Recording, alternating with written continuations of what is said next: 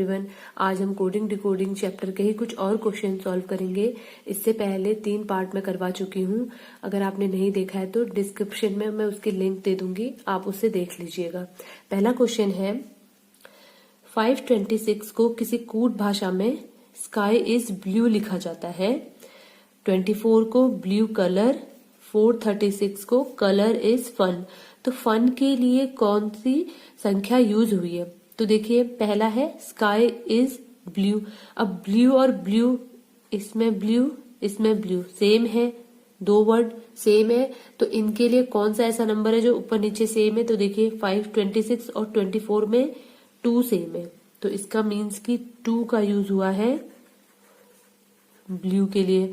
अब देखिए colour and colour same है, तो ऐसा कौन सा नंबर है जो दोनों में सेम है? तो 4 एंड 4 सेम है, तो 4 का यूज हुआ है कलर के लिए। अब देखिए इज एंड इज, तो ऐसा कौन सा नंबर है जो दोनों में सेम है? 526 और 436 में 6 ऐसा नंबर है जो सेम है, तो 6 का यूज हुआ है इज के लिए। अब जो फर्स्ट वाला स्टेटमेंट है स्काई इज ब्लू, तो हमें इज का पता चल गया 6, ब्लू 2, तो 5 का यूज हुआ है स्काई के लिए। तो अब हमें बताना है कि फन का यूज किसके लिए हुआ है। तो अब एक लास्ट नंबर बचा है, वो है 3, तो 3 का यूज हुआ है FUN फन, तो राइट आंसर इज 3।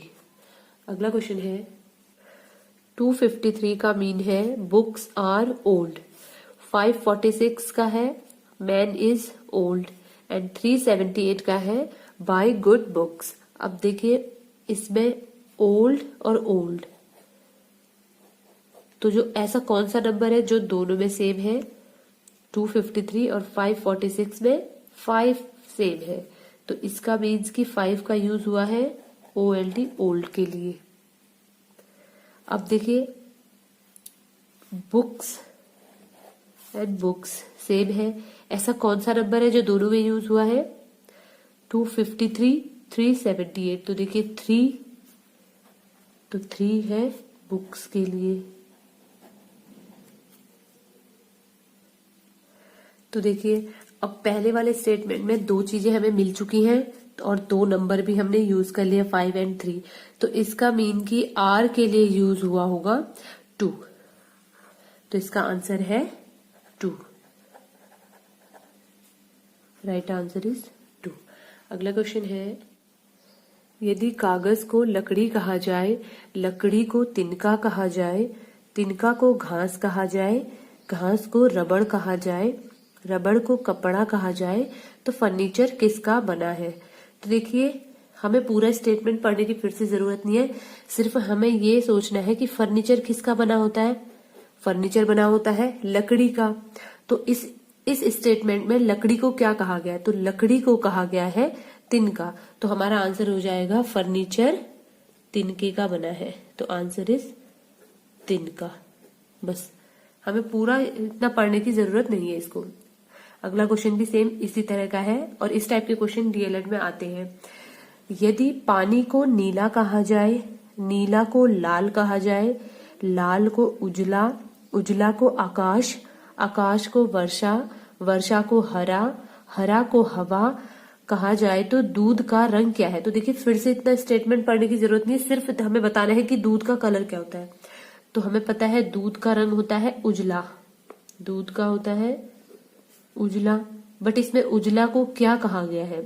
इसमें उजला को कहा गया है आकाश, तो दूध का रंग हो जाएगा आकाश, आकाश हमारा आंसर हो जाएगा। आगे देखिए इसी टाइप के कुछ और क्वेश्चन। यदि हरा को पीला कहा जाए, पीला को लाल कहा जाए, लाल को सफेद कहा जाए तथा सफेद को काला कहा जाए, तो रेलगाड़ी के रुकने का संकेत किससे दिया जाएगा? तो देखिए रेलगाड़ी रुकने का संकेत होता है लाल रंग से, स्टॉप का होता है रेड कलर, तो रेड को इसमें लाल को क्या कहा गया है? लाल को कहा गया है सफेद, तो रेलगाड़ी के रुकने का संकेत सफेद रंग से दिया जाएगा, आंसर हो जाएगा सफेद। अगला क्वेश्चन है यदि आसमान को काला कहा जाए, काला को जल कहा जाए, जल को हरा कहा जाए, हरा को बादल कहा जाए, बादल को नीला कहा जाए, नीला को जमीन कहा जाए, जमीन को लाल कहा जाए, तो मछली कहाँ रहेगी? तो देखिए मछली कहाँ रहती है? मछली रहती है जल में। बस हमें इतना मतलब जो लास्ट का पूछा गया बस उसका पता होना चाहिए। और फिर जल को क्या कहा गया है? जल को कहा गया है हरा, तो हमारा आंसर हो जाएगा हरा। तो मछली हरा में रहेगी, आंसर इज हरा। यदि हवा को पत्थर, पत्थर को जल, जल को पुल, पुल को वर्षा, वर्षा को गर्म तथा गर्म को ठंडा कहा जाए, तो हम हाथ किस चीज से धोएंगे? तो देखिए हम हाथ किससे धोते हैं? हम हाथ धोते हैं जल से। हाथ धोते हैं हम जल से, और जल को यहाँ पर कहा गया है पुल, तो हमारा आंसर हो जाएगा पुल। तो हम हाथ पुल से धोएंगे।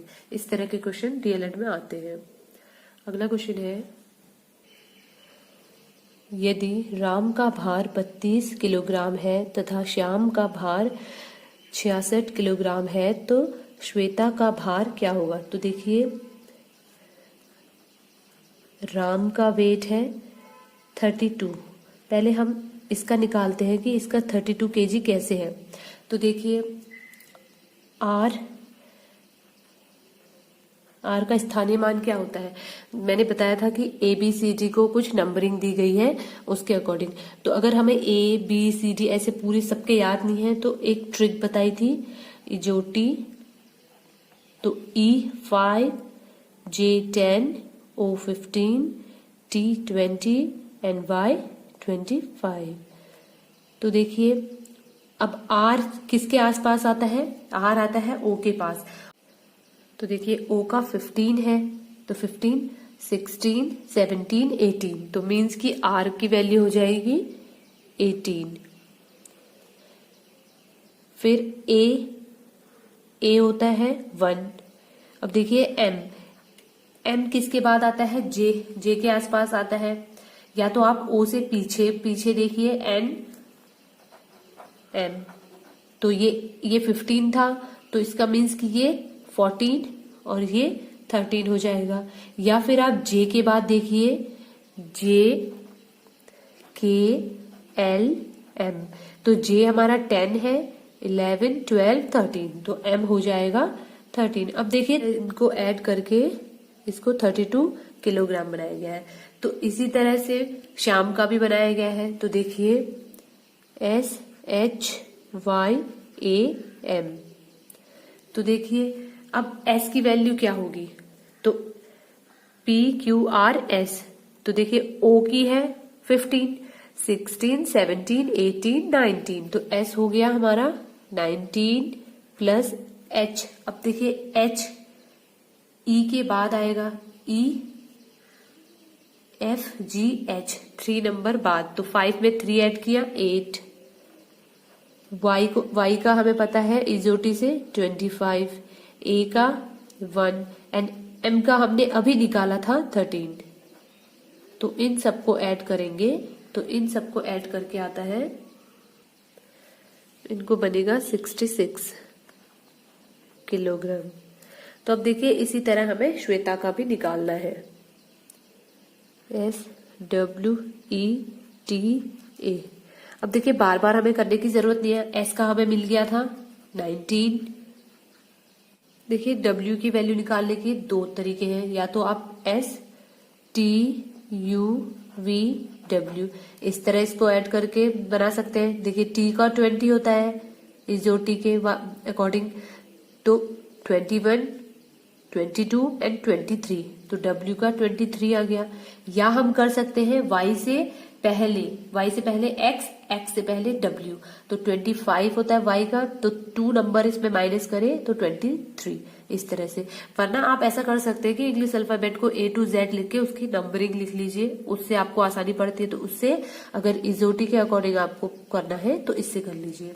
तो E का देखिए, E का 5, T का 20, देखिए आसानी से हो जा रहा है ना, हमें बार बार उसको देखने की जरूरत नहीं है, इज और टी के अकॉर्डिंग सब कुछ इसमें मिल जा रहे हैं। और टी का 1, तो अब हमें इसे ऐड करना है। तो देखिए 19 + 1 20, 20 20 40, 40 + 5 45, 45 + 23 5 3 8 4 2 6 68 kg।